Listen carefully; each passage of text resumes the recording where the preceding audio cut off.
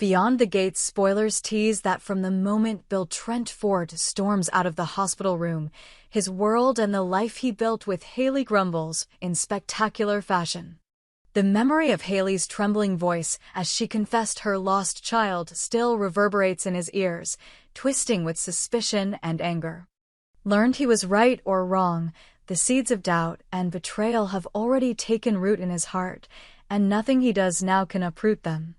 In the days that follow, Bill's mind oscillates between rage at Hayley's supposed deception and the painful emptiness of a marriage he no longer believes in.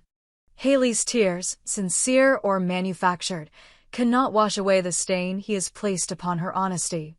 As he prepares the divorce papers, the ghosts of happier times haunt him. The first time he held her hand, the soft promise of forever they once whispered. Yet in his bitterness, he clings to the idea that Hayley is incapable of honesty, convinced that the miscarriage was a lie meant to elicit his sympathy. In truth, his heart fractures at the thought of losing not only his wife but the child they would never meet. Bill's resolve to end the marriage hardens when whispers of his former wife, Dani Carrington, drift into his consciousness like poisonous smoke. Dani, with her effortless laughter and the way she knew exactly how to steady him on a storm-tossed day, she reappears in his life at precisely the wrong moment. Late-night phone calls, casual lunches just to catch up, secret glances across crowded rooms. The closeness between Bill and Dani stokes jealousy and despair in Hayley's chest. Each shared smile between Bill and his ex-wife cuts her deeper than any knife. Dani's presence is a reminder of what could have been, the marriage that ended before it truly began, the wounds Bill carried, but never fully healed. Now they seem to be closing old loops, rekindling familiar warmth. To Hayley, it feels like betrayal on top of betrayal, a husband turning back to the woman he once loved while she struggles alone with her grief and a secret she must hide. The specter of Dani's return becomes a constant ache in Hayley's mind, and every time she sees Bill laugh at one of Dani's jokes, her spirit falters. Yet it is not only Dani that looms over their marriage. An even darker shadow has crept into Hayley's life. In the harsh glare of the hospital's fluorescent lights, one morning she receives news that shatters her world in a way no miscarriage ever could. The doctor's face, impassive and professional, delivers the words she dreads: malignant tumor. A cancer diagnosis. The very syllables echo in her skull as though uttered by a distant, uncaring God. Hayley feels the ground vanish beneath her feet. She grips the armrests of the wheelchair that carries her out of the consultation room, trying desperately not to collapse. She clings to a sliver of hope, a minor malignancy, easily removed, a blip on the radar of her life. But the doctor's afterthoughts, the hushed suggestions of aggressive treatment, metastasis, survival rates, settle around her like chains. This is no temporary setback, it is a war. From the moment she leaves the hospital, Hayley decides she cannot tell Bill. Not now, not ever, if she can prevent it. She imagines his reaction, the same disappointment, the same cold fury he had shown when he believed her miscarriage was a lie. She knows that to him, every word she speaks now is tainted by the bitterness of his heartbreak. If he suspects she hid this news from him, he will brand her again as a liar, a manipulator. Worse, she fears he will walk away completely, leaving her to face doctors, chemotherapy, and surgeries alone. So she buries her fear, painting on a smile when she sees him, whispering that she's tired, not ill. At night, she cries into her pillow, mapping out the months of life that stretch before her in a haze of scans and appointments. She imagines the way her hair will fall out, the way her skin may pale under the onslaught of treatments, and wonders if Bill would recognize the woman behind the sickness. Meanwhile, Bill's life races ahead in a direction he never anticipated. He files for divorce with the same swift, decisive motions that have propelled his career. He tells himself he is a man scorned, liberated from a woman who could deceive him so cruelly. In his loft, A stack of papers on the coffee table marks the end of one chapter and the beginning of another. He resolves to move on, to find solace in work and in the arms of someone who will never lie to him. Dani, of course, is available. She visits with tears in her eyes, offering comfort and companionship. At first, Bill bristles at her closeness too familiar, too easy, but temptation seeps in through the cracks of his wounded pride. When Dani brushes a strand of hair from his forehead as he falls asleep on her couch after a late-night talk, his old feelings stir. He knows it is wrong, and yet, in his loneliness, he cannot stop himself from leaning into her warmth. As Hayley watches the unraveling of her marriage, isolated by Bill's icy distance, she clings to her secret even tighter. She convinces herself this is for the best, that once the tumor is gone and her strength returns, she will confront Bill with the truth, expecting forgiveness in the fury of her survival. But as the days turn into weeks, the treatments escalate. She suffers through invasive tests and enduring biopsies that leave her bruised and weak. There are nights when she cannot eat, evenings when the thought of swallowing a single pill brings tears to her eyes. Yet, she masks it all with practiced indifference when he calls or drops by. She complains of headaches, a restless night, but nothing more. Bill, convinced she is merely overworked and melodramatic, nods sympathetically, but his distance remains. He does not see the way her eyes glaze over with pain, the way she grips the counter for support when dizziness strikes. He does not ask deeper questions because, in his mind, their marriage is already dead. One afternoon, Hayley arranges a meeting with Dr. Miriam Jew, the oncologist who holds her fate in her hands. In the doctor's sunlit office, she lays out her plan: surgery to remove the primary tumor, followed by chemotherapy, hopefully nipping the cancer in the bud. Dr. Jew studies the scans on her computer, frowning as she zooms in on shadowy masses nestled near Hayley's lymph nodes. The prognosis is cautious, measured. There's a chance for remission, but no guarantees. They discuss treatment regimens, the toll it will take, and the undeniable risk that the cancer has already spread. As Hayley absorbs each word, her resolve hardens. She will fight this battle alone if she must. Better alone than betrayed. Meanwhile, Bill embarks on the next phase of his life without Hayley. He throws himself into long hours at the firm, late dinners with colleagues, new projects that demand his attention. He goes to the gym at dawn, pushing his body to distraction as if physical exertion could purge emotional pain. And through it all, he feels a vacuum where love once lived. He meets Dani for coffee more often now, and the conversation flows easily, no tension, no recriminations. He tells her about the divorce proceedings, his legal strategy, and she listens with that soft empathy that once drew him to her.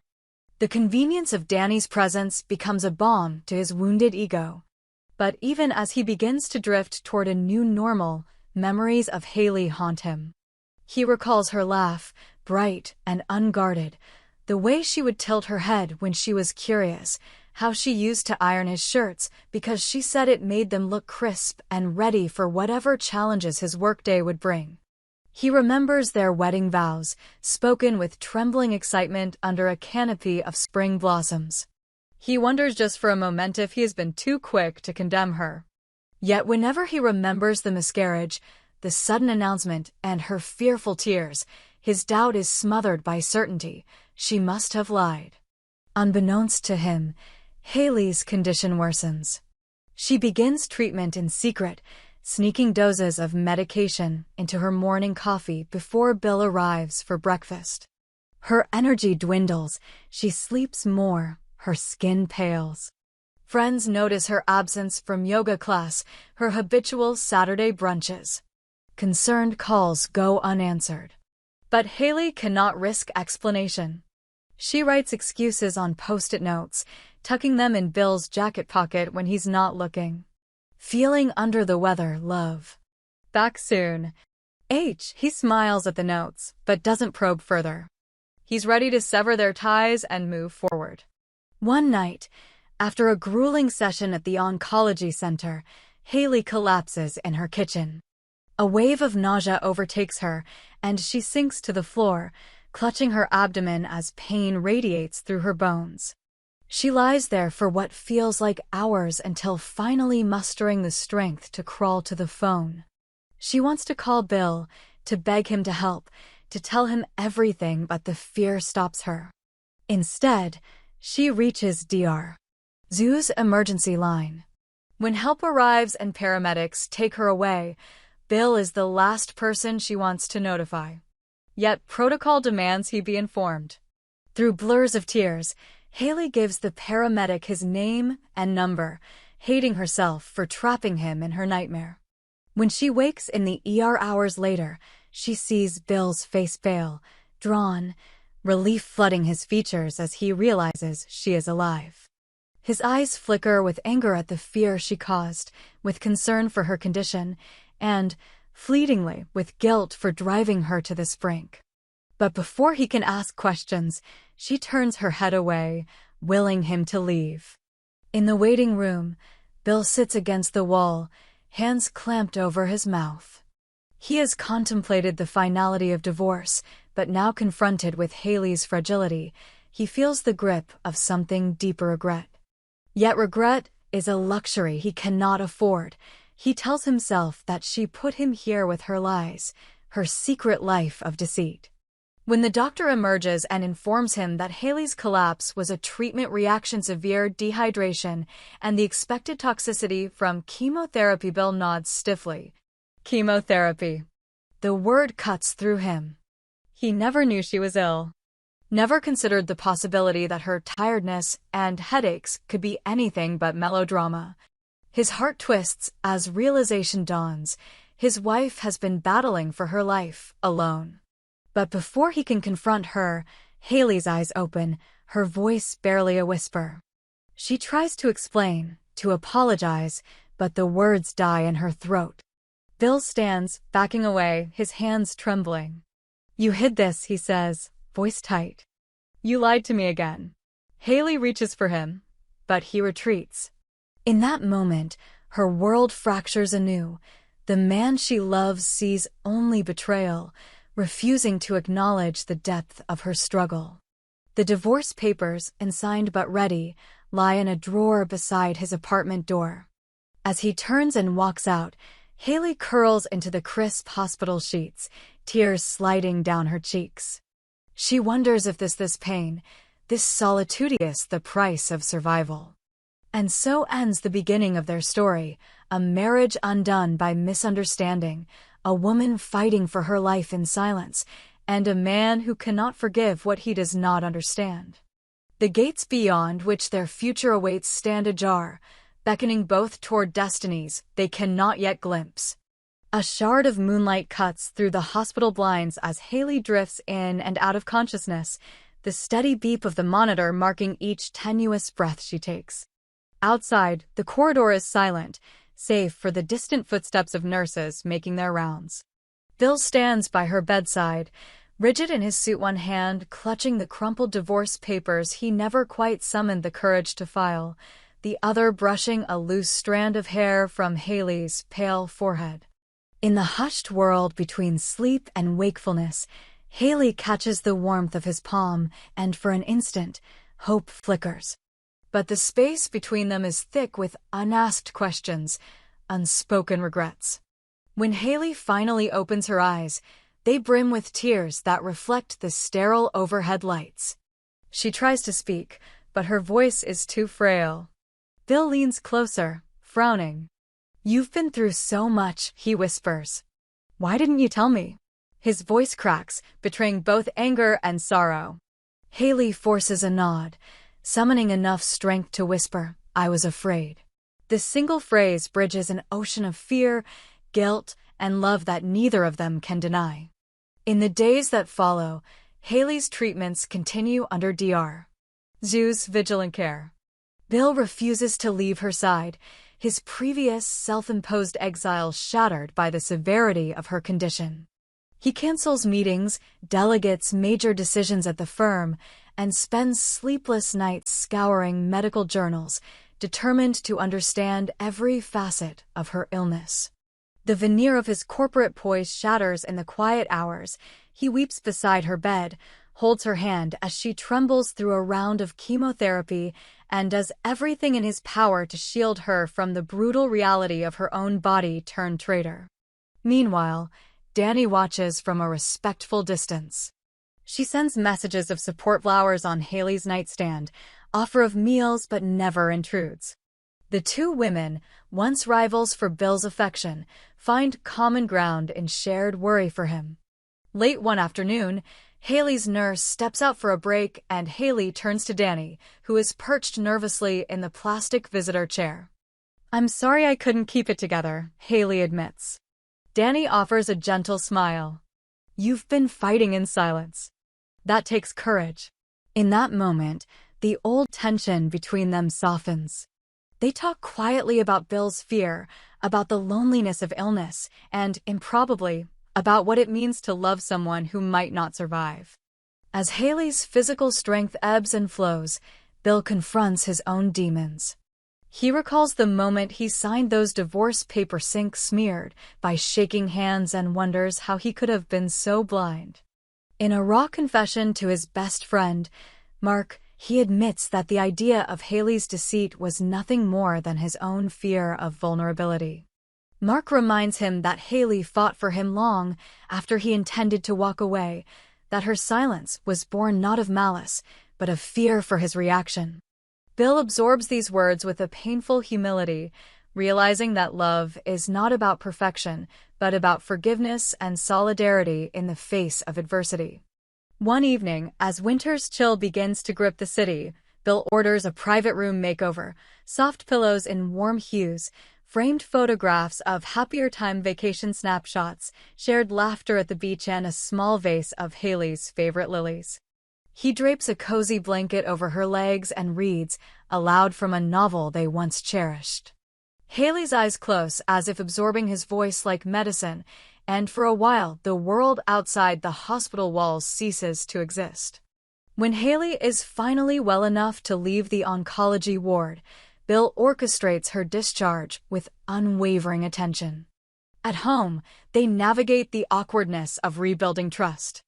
Bill apologizes in moments both grand and small over breakfast with a handwritten note, in a midnight text when she wakes drenched in sweat from a nightmare about cancer, and in whispered words as they fall asleep each night.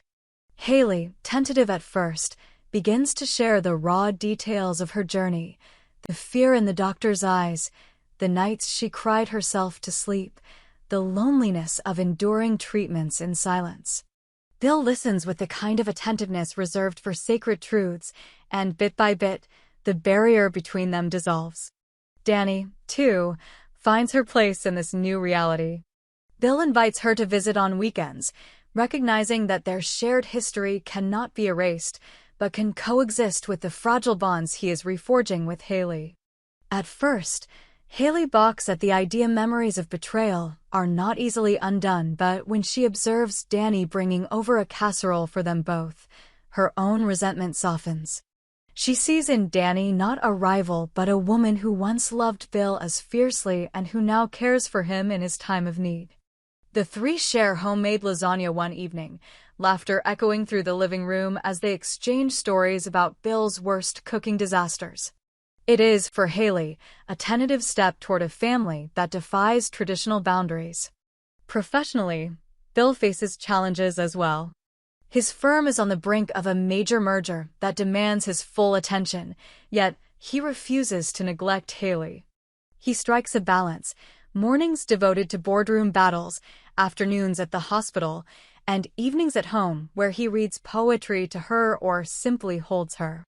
The strain is palpable. Headlines loom. Dr. Jew issues dire warnings about potential relapse, and Danny's own life, her art gallery's inaugural exhibit, calls her away on occasion. Yet they adapt, each sacrifice woven into the tapestry of their renewed relationships. Spring unfurls its first blooms, and Hayley embarks on a cottage retreat recommended by Dr. Jus for survivors recovering from aggressive treatment. Bill arranges for Danny to accompany her, believing that the trip will solidify the fragile alliances they have built. In the sleepy village, surrounded by pastoral landscapes and the lull of birdsong, Hayley experiences a sense of peace she has not felt in months. She and Danny hike through mist-laden trails, talk about their dreams and regrets, and form a sisterhood born of adversity. Bill visits on weekends, cooking breakfast for them both and joining in their laughter as they reminisce about old times and dream about new beginnings. But the peace is not to last. Hayley's follow-up scans reveal a suspicious shadow near her lymph nodes. The threat of recurrence sends her spiraling into anxiety. Bill and Danny rally around her, Bill holding her through panic attacks, Danny organizing a fundraiser in her honor at the gallery, but the fear remains. Late one night, Hayley confesses to Bill, "I'm terrified this will break us all over again." Bill, with tears in his eyes, takes her hand and says, "It doesn't have to. We'll face it together, all three of us, if that's what it takes."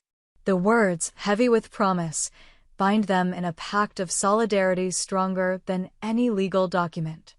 Meanwhile, Danny's exhibit opens to critical acclaim, and she dedicates the show to Hayley's resilience and the power of chosen family. The opening gala is a triumph and a test.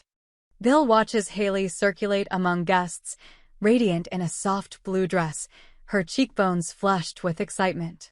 He realizes anew the depth of his love for her, so many times nearly lost to pride and fear. After the last guest departs, Bill and Hayley dance slowly in the darkened gallery floor, surrounded by Danny's paintings, vibrant, emotionally raw canvases capturing the tumult of human experience. It is here, among the brushstrokes of both joy and pain, that Bill finally recognizes the true scope of Hayley's strength and the wounds he himself inflicted. As summer arrives, Hayley's scan results return benign. She is declared in remission, a word that tastes like hope on her tongue. In celebration, the three of them take a road trip to the mountains, renting a rustic cabin by a lake. Days are spent kayaking, picnicking in wildflower meadows, and whispering secrets by campfires under star-studded skies. In the evenings, they play card games and share bottles of cheap wine, laughter echoing through the pine trees. Bill teaches Hayley to paddle. Danny sketches the sunset as it bleeds into the water. The cabin becomes a sanctuary, a symbol of healing, and of the unconventional but unbreakable bond they have forged. Back in the city, life resumes its familiar rhythm. Bill's firm moves forward, Danny's gallery thrives, and Hayley returns to yoga classes she once abandoned. Together, they host Sunday dinners, roasted chicken, fresh salads, homemade bread, inviting friends and family to witness the resilience born from hardship. They speak openly of cancer's specter, of the miscarried child, of the divorce papers that never saw ink. In doing so, they reclaim their narrative, transforming tragedy into a testament of love's endurance. One crisp autumn morning, Bill kneels on one knee before Hayley in the gallery's courtyard, surrounded by fallen leaves and Danny's sculptures. He pulls from his pocket a simple silver band, no grand ceremony, no witnesses apart from Hayley's and Danny's tears of joy. "Will you marry me again?" he asks, voice thick with emotion. Hayley, laughing through tears, nods and reaches for the ring. Danny envelopes them both in a hug, and for a moment time stands still. Their wedding, held 6 months later in a botanical garden, is intimate and heartfelt. Hayley walks down a petal-strewn aisle to a melody performed by Danny's sister on cello. Bill waits, eyes shining with renewed devotion, tears tracing lines down his cheeks. Danny stands at his side as his best woman, her hand on his arm, smiling at the couple whose journey she helped heal. The vows they exchange honor the darkness they have faced and the light they choose to embrace: honesty, forgiveness, and the courage to rebuild love from its shattered pieces. As dusk falls and lanterns illuminate the garden paths, the three of them stand together, Bill and Hayley, newly united, and Danny, the bridge that guided them back to each other. The air is warm with celebration, alive with the promise of futures that once seemed impossible. In that moment, they understand that beyond the gates of fear, doubt, and pain, there lies a realm of second chances, of bonds reforged in fire, and of lives remade in the image of resilience and hope.